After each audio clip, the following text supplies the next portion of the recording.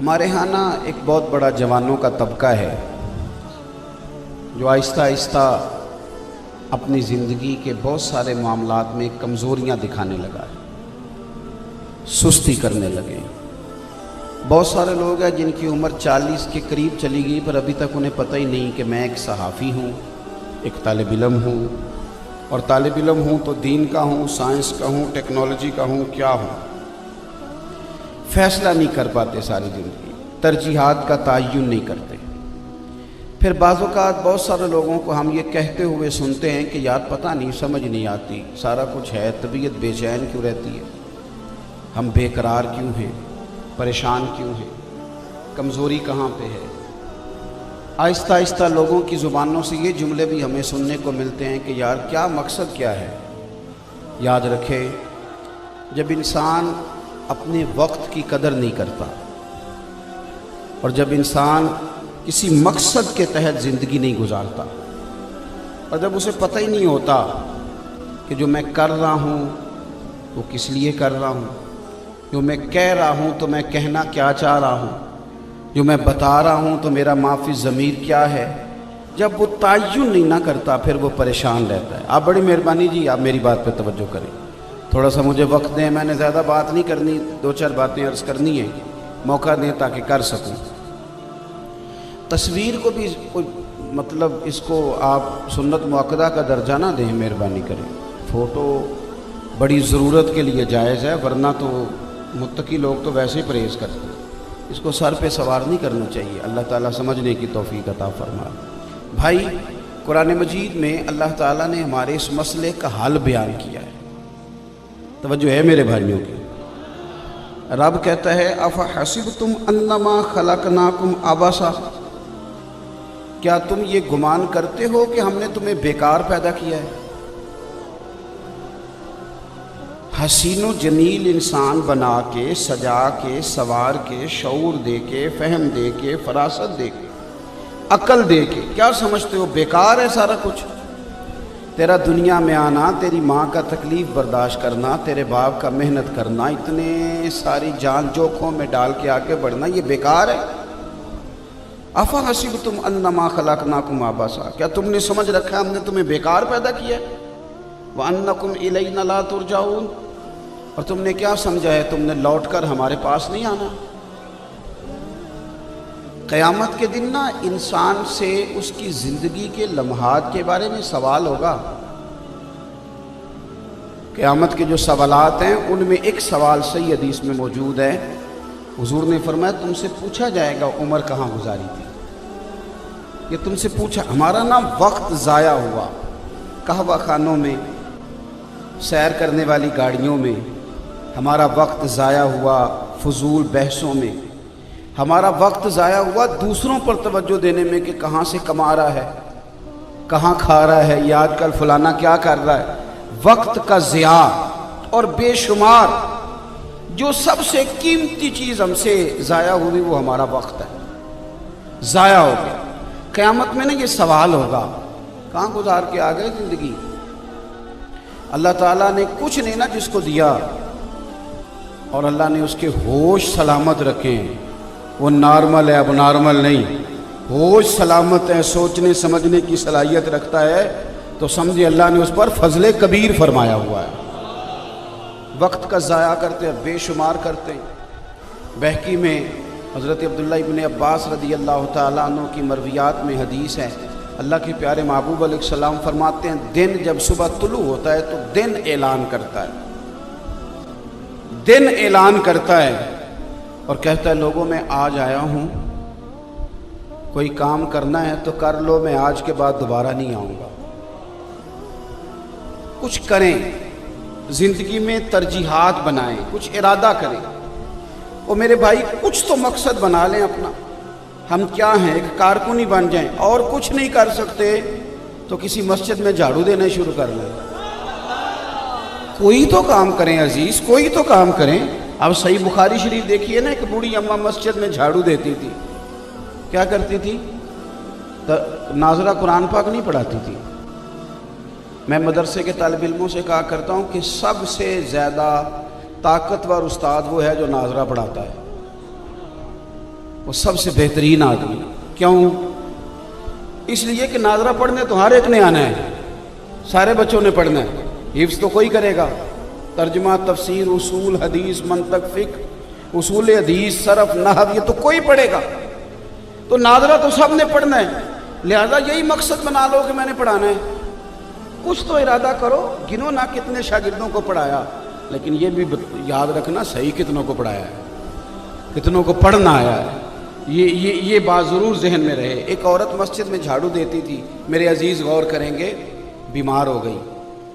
کوئی تعلق تو بنایا تھا نا اس نے دین کے ساتھ، کوئی اس نے معاشرے کے ساتھ، سوسائٹی کی فلاح کے ساتھ کوئی رشتہ تو قائم کیا. بیمار ہو گئی، جھاڑو دیتی تھی مسجد میں. صحابہ فرماتے ہیں نصیب دیکھو، وہ بیمار ہوئی تو خود رسول کریم تیمارداری کرنے کے لیے تشریف لے گئے. میں نے سنا ہے وہ بن سنور کر میری عیادت کو آ رہے ہیں.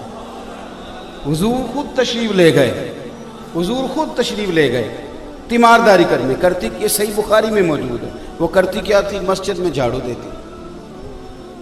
پھر حضور نے یہ بھی فرمایا، ویسے سارے یہی وصیت کرتے ہیں کہ میرا فلاں نیک آدمی سے جنازہ پڑھوانا، سارے یہی وصیت کرتے ہیں کہ فلاں متقی سے کہنا میرے جنازے کی امامت کرا دے. اس خاتون کے بارے میں کریم نے کیا فرمایا؟ فرمایا انتقال ہو گیا تو مجھے اطلاع کرنا. یعنی خود حضور نے فرمایا مجھے بتانا. ٹھنڈ کا وقت تھا، رات کا موسم تھا، صحابہ کہتے ہیں اس کا انتقال ہوا. ہم نے حضور کو تکلیف دینا مناسب نہ سمجھا، اس کی تدفین کر دی، جنازہ پڑھا دیا. صبح حضور آئے اور کہا تم نے مجھے خبر کیوں نہیں کی؟ یا رسول اللہ رات کا وقت تھا، تکلیف دینا مناسب نہ جانا. فرمایا بتاؤ پھر اس کی قبر کہاں ہے؟ قبر میری تے میرے اپیرا جے کر پاں میں پھیرا. قبر کہاں ہے بتاؤ نا. ساری دنیا گنبد خضرا پہ. اس غریبنی کے نصیب دیکھو، حضور اس کی قبر پہ تشریف لے آئے. اللہ کی ساری رحمتیں پہنچ گئیں. کرتی کیا تھی؟ بول کے بتائیں. نہیں وعدہ تھوڑی لے رہا ہوں مسجد میں جھاڑو دینے. اساں تو یہی کہنا ہے قاری صاحب صفائی کیوں نہیں کرائی. میں وعدہ تھوڑا لے رہا ہوں آپ سے، اور جو کہہ رہا ہوں وہ تو آپ کریں نا. کیا کرتی تھی وہ مسجد میں؟ کوئی تو اس محفل کا مہمان خصوصی کون ہے بھلا؟ میں نہیں، میں تو ابھی گیا. اس مسجد کا مہمان خصوصی ہے جس نے یہاں محفل سے پہلے جھاڑو دیا ہے، دریاں بچھائی ہیں، یہ بندوبست کیا. اور وہ سٹیج پہ بھی نہیں آیا، کیونکہ سٹیج پہ آنے کے لیے بھی تو کوئی چیز چاہیے نا. نوٹوں والی دتی ذرا ہاتھ میں ہو تو پھر فرنٹ سیٹ صحیح مل جاتی ہے. تو پتہ ہوتا ہے نا اب سوٹ کرنی ہے تو ان کو بھی ذرا. نعت خاں بھی کہتا ہے آجا آجا شعر تیرے نام کرنا تھا، تو کہاں دور بیٹھا ہے، قریب آ. مجھے تو ابھی سمجھ آئی ہے کہ عشق تو سارا تیرے نوٹوں کے اندر چھلانگیں لگا رہا. فٹافٹ قریب بلاتے ہیں. معاذ اللہ تعالیٰ، اللہ سمجھنے کی توفیق دے. حضور صلی اللہ تعالی علیہ وسلم قبر پہ گئے.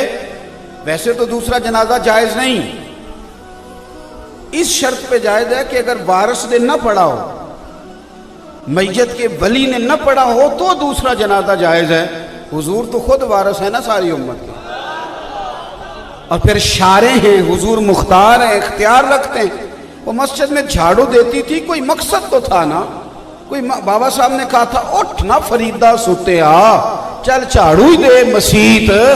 اوے تو ستے ہیں رب جاگدا تیری ڈاڈے نال پریت. کچھ تو کرنا، اٹھ نا فریدہ ستے آ، چل خلقت ویکھنی جا. متے کوئی مل جائی بخشیا تے تم ہی بخشیا جا. کہتے ہیں کچھ کر. یہ ساری زندگی فیصلہ ہی نہ کرنا، پتہ ہی کوئی نہیں کیا ہے. اقبال کہتے ہیں ڈھونڈتا پھرتا ہوں اے اقبال اپنے ہی آپ کو، آپ ہی گویا مسافر، آپ ہی منزل ہوں میں، وقت کو ضائع نہ کریں. حضور قبر پہ گئے اور قبر پہ کھڑے ہو کے فرمایا بناؤ نا صفیں، میں اس کا خود جنازہ پڑھاؤں گا. قبر نور پہ دوبارہ جنازہ پڑھایا. اپنی زندگی میں دیکھتا ہوں کہ ہماری ملت کے جوان موبائل کو کتنا وقت دیتے ہیں. کبھی کبھی دل خون کے آنسو روتا ہے. آپ کی نا بحث میں الجھ گئے، فضول بحثیں جن کا کوئی مقصد نہیں، فضول بحث.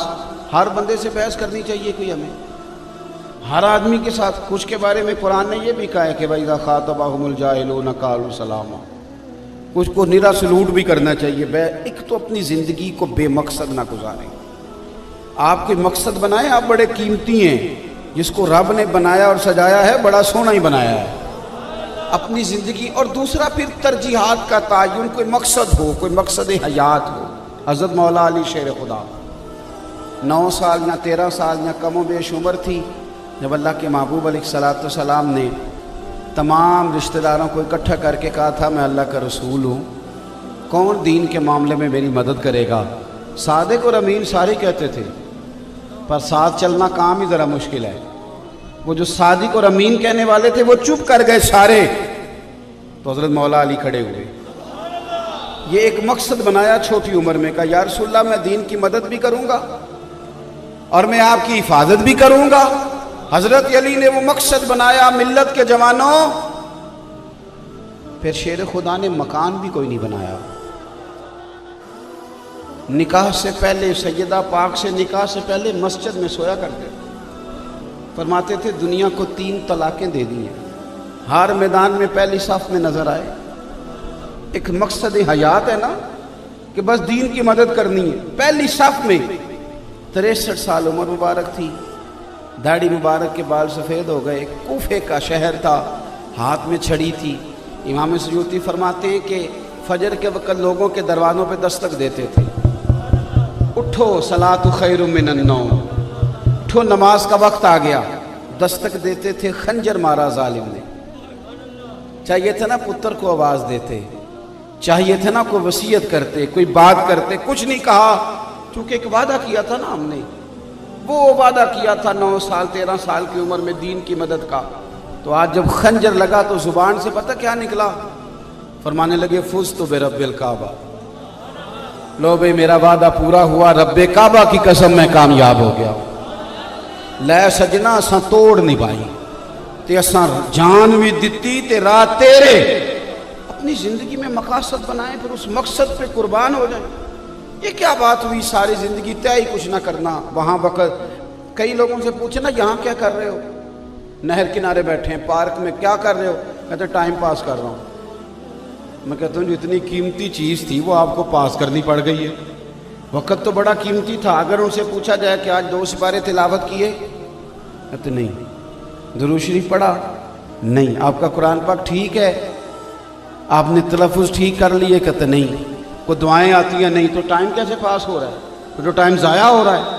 मेरे एक दोस्त ने मुझे एक दिन कहा कि पीर साहब मैं बोर हो रहा हूँ, मेरे क्लास फेलो हैं कॉलेज के, तो कहीं चले ना। तो मैंने कहा यार मेरे पास तो बोर होने का टाइम ही नहीं बचा। उसके लिए भी थोड़ा टाइम चाहिए ना, बंदा चलो फारग हो तो बोर हो जाए। तो टाइम ही कोई नहीं तो बोर कब हो, टाइम ही कोई नहीं। अपनी ज़िंदगी में मकासद बनाएं। दूसरी बात, तरजीह दें जिन चीज़ों को, फ़राइज़ को, वाजिबात को, हुकूकुल इबाद को। तवज्जो है मेरी बात पर। बद्दू ने आके अर्ज़ किया था या रसूल अल्लाह सल्लल्लाहु अलैहि वसल्लम दीन के बारे में बताएं, बुखारी मुस्लिम है। तो हुज़ूर ने फरमाया कलमा शहादत, नमाज वक्त पे अदा करना, रमज़ान के रोज़े रखना। ये मिशकात किताबुल ईमान में भी रवायत मौजूद है। रमज़ान के रोज़े रखना, फिर फरमाया ज़कात देना, हज करना, ये दीन है। उसने अर्ज़ की हुज़ूर मुझे कसम अल्लाह की, इसमें ना कमी करूँगा ना कोई इजाफा करूँगा, यानी मैं फ़राइज़ वक्त पे सही अदा करूँगा। तो रसूल करीम ने पता क्या फरमाया, फरमाया जिसने जन्नती देखना हो वो इसकी ज़ियारत कर ले। हम ना फ़राइज़ को अहमियत ही नहीं देते। मैं दयानतदारी से कहता हूँ इस जलसे से ज़्यादा ज़रूरी आपकी ज़ोर की नमाज थी। बताएं पढ़ के आए हैं ना माशाअल्लाह, इससे वो ज़्यादा ज़रूरी है। जो आप वालिद साहब का ख़त्म दिलाते हैं ना, उससे ज़्यादा ज़रूरी आपकी नमाज है। आप जो महफ़िल कराते हैं ना जी, 15-20 लड़कों की हमने तंजीम बना ली, हम हर महीने महफ़िल कराते हैं, तो ये 15 लोग नमाज भी पढ़ते हैं कि निरी महफ़िल कराते हैं? अगर नमाज नहीं पढ़ते तो इसका मतलब है ये दीन के मिजाज को नहीं समझे। इसलिए कि वो तरजीह है। तरजीह आपके फ़राइज़ हैं, तरजीह वाजिबात हैं, तरजीह सुन्नत मुआक्कदा है। दर्जा बदर्जा चीज़ें आएंगी। ऐसे नहीं होगा कि आप मुस्तहब्बात पे जोर देंगे और फ़राइज़ को आप भूल जाएंगे। फिर उससे अगली बात, तरजीह हुकूकुल इबाद है। آپ کی اور میرے اہل خانہ کی ذمہ داری ہمارے ذمے ہے، کسی غیر کے ذمے نہیں ہے۔ بیوی نے اپنے خامند کے ساتھ دوائی لینے جانا ہے، وہ کسی غیر کے ساتھ کیسے جائے گی؟ اور اپنے آپ کو وہ آسانی میں کیسے محسوس کرے گی جب آپ اس کو ٹائم ہی نہیں دے پا رہے؟ ہم نے اپنے گھر والوں کو پیسے دیے ہیں، ہم نے اپنے گھر والوں کو کپڑے خرید کے دیے ہیں، وقت نہیں دیا ہم اپنے بچوں کو۔ ہمارے بچے ضرور ہیں، دوست نہیں۔ وہ تو کئی دفعہ بد عقیدہ کو دوست بنا لیتے ہیں، وہ تو بد مذہب دوست مل جائے دکھ سننے والا ہونا چاہیے۔ ہم وقت ہی نہیں دیتے، گھر میں ٹائم ہی نہیں۔ آپ اپنے گھر کے اندر جب وقت دیتے ہیں، اپنے بچوں کے ساتھ وقت بتاتے ہیں، وہ اپنی باتیں آپ سے شیئر کرتے ہیں، تو آہستہ آہستہ آپ محسوس کرتے ہیں کہ ان کے اندر جو کمزوریاں تھیں وہ دور ہونے لگیں۔ بخاری مسلم میں آپ کو حدیث ملے گی، ایک نوجوان نے عرض کی، یا رسول اللہ صلی اللہ علیہ وسلم، میرا نام جہاد میں لکھا گیا ہے، غزوے میں، اور میری بیوی حج کرنے جا رہی ہے۔ توجہ ہے میرے بھائیوں کی، وہ جا رہی ہے حج کرنے، اس پر حج فرض ہوگا، اور میرا نام غزوے کے لیے لکھا گیا۔ حکم کیا ہے؟ اب جہاد پہ جانا، غزوے پہ جانا، اور پھر حضور کی نگرانی میں جانا، کتنی بڑی فضیلت کی بات ہے۔ لیکن بھائی میرے کریم نے کیا فرمایا؟ حضور نے فرمایا، تو غزوے سے، جہاد سے نام کٹوا اور اپنی بیوی کا محرم بن کے نہ حج کرنے جا۔ تیرے لیے وہ اس کے ساتھ کون جائے گا؟ وہ ایسے جائے گی، اس کے ساتھ جا، اس کو ٹائم دے، اس کے ساتھ وقت گزار، وہ تیری ذمہ داری ہے، تو اپنی ذمہ داری کا احساس کر۔ ہم نا اپنی ذمہ داریوں سے جان چھڑاتے ہیں، دوسروں پہ ڈال۔ او ہو میرا بچہ بڑا خوش ہے، کس کے پاس ہے؟ کہتے دادا ابو کے پاس۔ وہ بڑا خوش ہے جی، وہ میں نے نہیں کبھی منہ لگایا بچے کو، وہ تو رہتا ہے اپنے چچا کے ساتھ۔ بھائی آپ جان چھڑا رہے ہیں جان بوجھ کے، آپ وقت نہیں دینا چاہ رہے۔ حضرت اقرا بن حابس رضی اللہ تعالیٰ عنہ فرماتے ہیں کہ میں حضور کی بارگاہ میں حاضر ہوا تو نبی پاک علیہ السلام اپنے نواسوں کے ساتھ، بچوں کے ساتھ کھیل رہے تھے، پیار کر رہے تھے۔ تو ہمارے ہاں بہت سارے لوگ یہ جملہ فخر سے کہہ دیتے ہیں، کہتے میں نے بھی کہہ دیا یا رسول اللہ، میں نے نہیں کبھی بچوں کو اتنا وقت دیا۔ آپ تو بڑی توجہ کر رہے ہیں، کرم فرما رہے ہیں، میں نے نہیں کبھی دیا۔ کہتے پتہ ہے حضور نے جواب میں کیا کہا؟ حضور فرمانے لگے، اگر خدا نے تیرے دل سے رحمت نکال لی ہے تو میں کیا کروں، مجھے تو رحمت للعالمین بنایا ہے۔ کرم ہی نکل گیا تیرے دل سے، تو اپنے بچوں کو ہی وقت نہیں دیتا۔ تجھے پتہ ہی نہیں کہ میں نے گھر کے اندر بیٹھنا تھا، تھوڑا ٹائم دینا تھا۔ اپنے مقاصد کو، اپنی ترجیحات کو جانیں، اس کو سمجھیں۔ آپ اپنے اوقات کا تعین کریں۔ آپ کے گھر میں بڑا کام رہ گیا ہے جو ہمارے کرنے والا تھا، بڑی ساری چیزیں ہیں۔ آپ کو پتہ ہے کتنا سارا دین ہمیں سیدہ عائشہ صدیقہ نے دیا ہے۔ سیدہ عائشہ صدیقہ رضی اللہ تعالیٰ عنہ کا کردار نکال دیا جائے تو دین میں سے بہت ساری چیزیں ختم ہو جائیں۔ عورتوں کے مخصوص مسائل، تربیت، ڈیوٹی حضرت عائشہ نے دی۔ جو یہ حضرت عائشہ نے لیا کہاں سے؟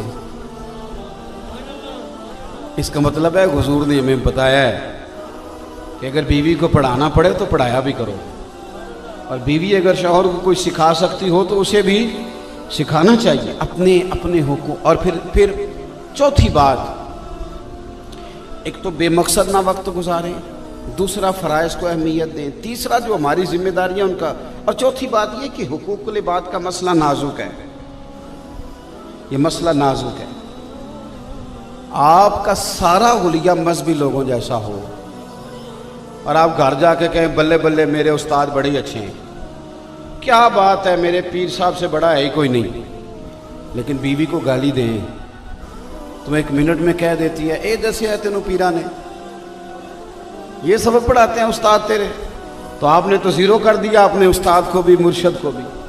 اگر آپ دھوکہ دیں اپنے پارٹنر کو اور آپ اس کو کئی دفعہ سنا چکے ہوں میرے مرشد بڑے کامل ہیں، تو وہ کہیں گے انہوں نے تجھے یہ نہیں بتایا کام دیانتداری سے کرنا چاہیے، بتائیے کہتے ہیں کہ نہیں کہتے؟ اگر آپ کا لب و لہجہ سخت ہو تو فوراً کہہ دیتے ہیں تیرے استاد نے، تیرے بزرگ نے تمیز نہیں سکھائی۔ ترجیحات کو دیکھیں۔ حقوق العباد کا مسئلہ نازک ہے، ہم نہ چیزوں کو سمجھتے نہیں، میں نے کئی دفعہ دیکھا ہے تعلق بنانے سے آغاز میں ہم اور ہوتے ہیں اور بن جائے تو اور ہوتے ہیں، بات شروع کریں تو رنگ اور ہوتا ہے، اور جب وہ منطقی انجام کی طرف جائے تو انداز اور ہوتے ہیں۔ اس طرح نہ کریں، یہ انداز ٹھیک نہیں۔ حقوق العباد کا مسئلہ نازک ہے۔ امام غزالی احیاء العلوم میں لکھتے ہیں، حضرت عمر فاروق رضی اللہ تعالیٰ عنہ تشریف فرماتے تو ایک شخص نے کسی کی تعریف شروع کر دی۔ اس طرح ہمارا رویہ ہے نا، ہم تعریف کرتے ہیں تو بڑی بے جا کرتے ہیں۔ میں اسٹیج پہ دیانتداری سے کہتا ہوں باوضو، میرے بارے میں جب لوگ القابات بیان کر رہے ہوتے ہیں تو میں پریشان ہوتا ہوں۔ میں کہتا ہوں کہ چونکہ کوئی نہیں جانتا مجھے تو میں تو اپنے آپ کو جانتا ہوں۔ تو آپ ایک بس نام کافی ہوتا ہے، اس سے بھی کام چل ہی جاتا ہے۔ آپ القابات کے نیچے جب لوگوں کو دبا دیتے ہیں تو خوشامد کرنے والے کی بھی پھر عادت ہو جاتی ہے اور سننے والے کو بھی مزہ آنے لگ جاتا ہے۔ آہستہ آہستہ پھر نفس عادی ہوتا ہے، پھر جو تعریف نہ کرے برا لگتا ہے، پھر بندہ لگتا ہے شاید یہ میرا مخالف ہے، اس نے تو کوئی جملہ ہی نہیں کہا تعریف میں۔ آپ ان چیزوں سے باہر آئیں، بے جا تعریف بھی نہیں اور بے جا تنقید بھی نہیں۔ آپ پیار کریں، محبت کریں، خلوص کا مظاہرہ کریں، اور یہ چیزیں دل سے تعلق رکھتی۔ حضرت عمر کے سامنے کسی بندے نے کسی کی تعریف کر دی اور بڑی کر دی، تو یہ حضرت عمر تھے نا،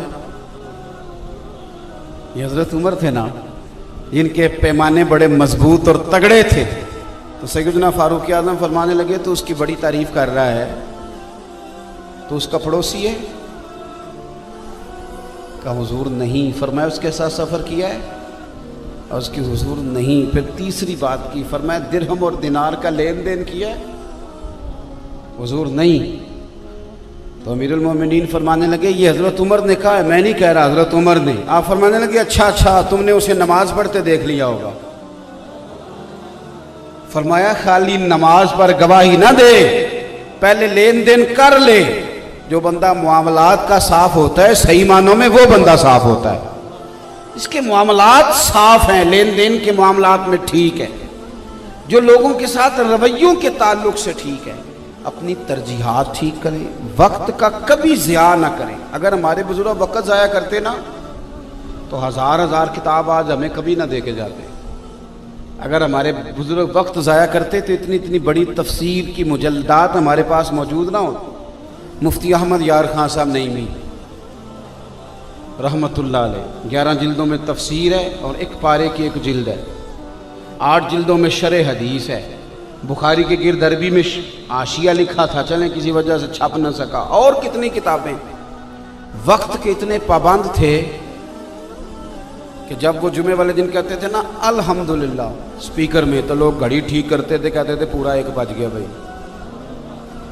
یا تو مسجدوں میں لڑائی ہو رہی ہوتی ہے، وہ کہتے ہیں جناب 5 منٹ اوپر ہو گئے، تو میری طرح کے صاحب سامنے بیٹھے ہیں، وہ کہتے ہیں تسی اللہ رسول دی گل بھی نہیں سنتے۔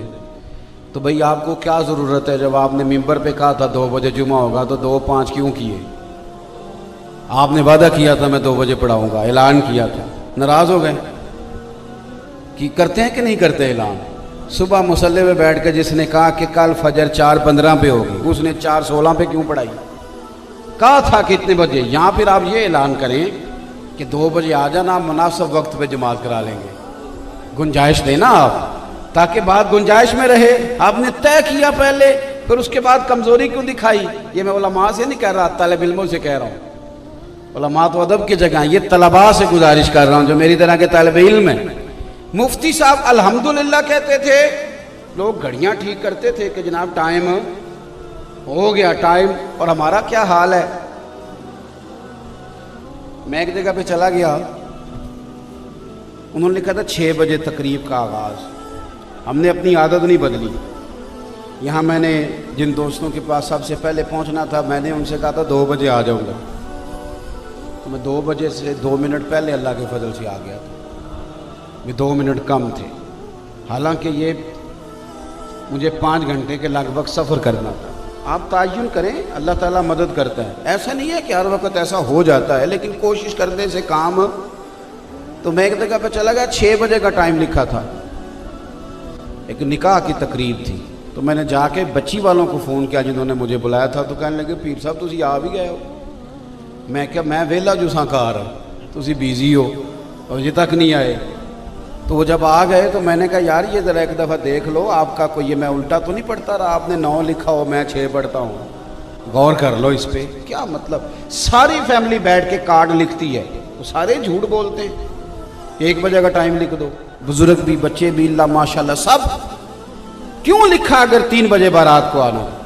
اس ظلم کی وجہ کیا تھی؟ میں اس دین کا ماننے والا ہوں جس کی فجر کے وقت ہوتی ہے، اگر سورج نکل آئے تو فجر قضا ہو گئی، ظہر کے وقت، عصر کے وقت، مغرب کے وقت، عشاء کے وقت۔ میں اور تو اس دین کے ماننے والے ہیں کہ جس کا حج 9 ذی الحج کو ہوتا ہے، نہ 8 کو نہ 10 کو، جس کی عید 1 شوال کو ہے، نہ یہ 2 کو ہوگی نہ 3 کی ہوگی، کتاب موقوتا۔